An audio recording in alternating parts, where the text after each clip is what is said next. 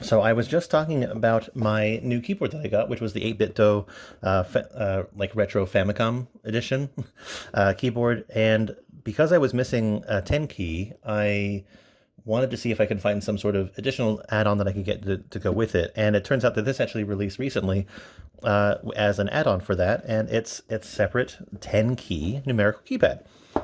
It works basically the same as the 8BitDo retro keyboard itself. It's able to connect through Bluetooth, 2.4G, or USB.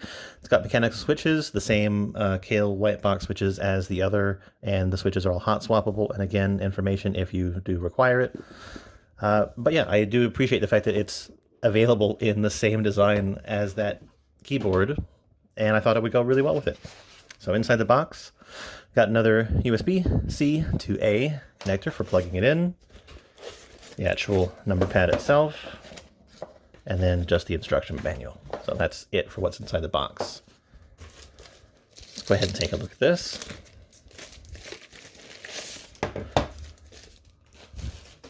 Again, it's got like a really nice Famicom color with the maroon bottom. Down here you have your USB dongle if you should need it.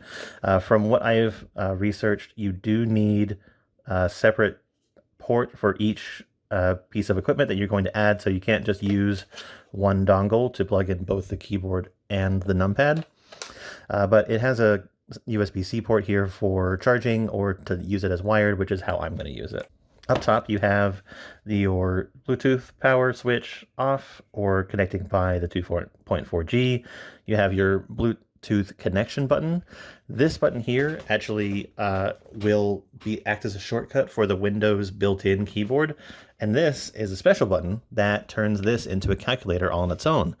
You do see here that it has what looks like a screen, and it is in actuality a screen all on its own. It is, and it's a nice, I actually really like the red on black background, but when you hit the calculator button, it actually turns this into a separate calculator on its own, which you can just use as a standard calculator, but then you can just push that button and it goes right back to being attached to the computer. The thing that kind of sucks is I wish that there was a way to daisy chain both this keyboard and the 10 key together, like a way to plug this one into this one and then to the computer, but apparently they do have to be plugged in separately through a standard USB port.